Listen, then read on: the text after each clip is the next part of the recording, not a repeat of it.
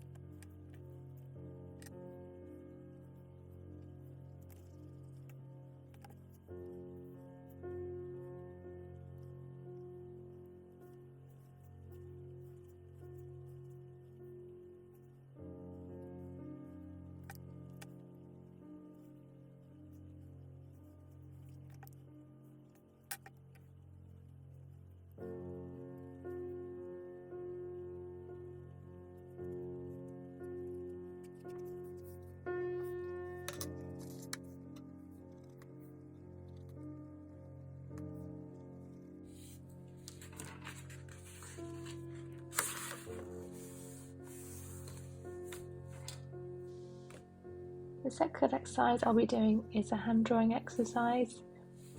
I don't always do this. This is something I try to practice every couple of weeks. I think hands are very underrated in terms of a solid skill for artists. Being able to draw hands well is quite difficult, but having a solid grasp of being able to draw hands does look good in a painting or a drawing if you can kind of handle them. I've got a whole bunch of pictures that I look at from Pinterest. I just find a few hand shapes that I like or that I think are going to be challenging. I start off by just kind of roughly sketching in the shape of the palm, so the size of the palm, which is almost like a rectangle.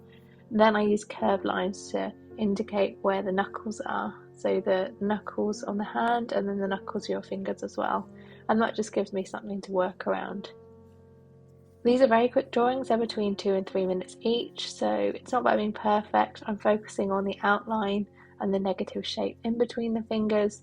I'm also being very selective in the lines that I use between the fingers and trying to minimise those where possible and exaggerate gaps.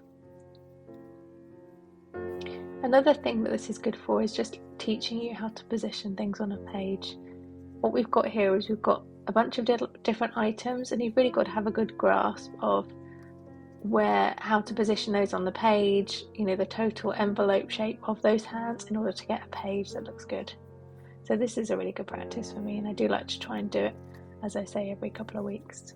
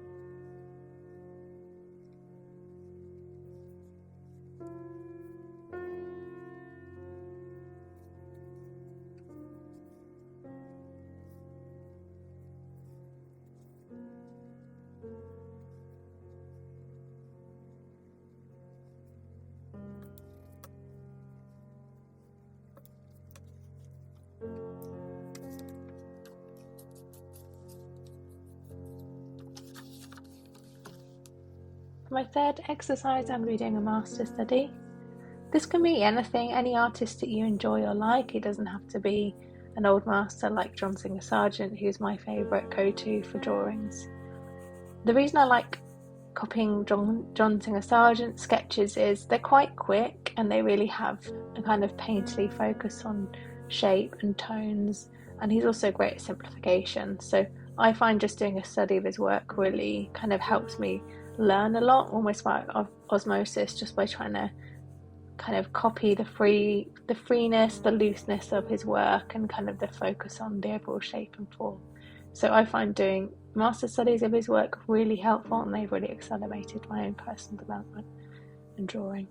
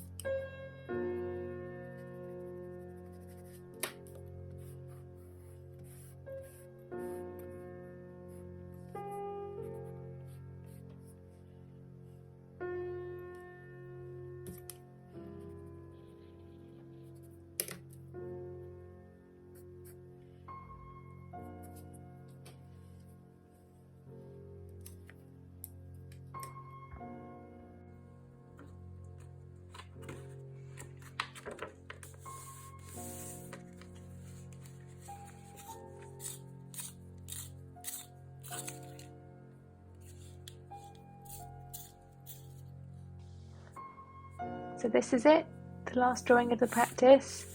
Just pick any old reference. I find one with a strong light and dark shape quite helpful because I really want to have something that's going to make my job easy when I'm doing my drawing. For this practice, it's not about likeness, so I'm not going to do a perfect likeness of Harry on the left. What I'm trying to do is just kind of get a mood and a vibe. I'm also trying to replicate some of the techniques I've been practicing my previous drawing when I did my master study of John Singer Sargent. So it's just, I've only got 20 minutes for this exercise. I'm trying to cram everything into a little over an hour.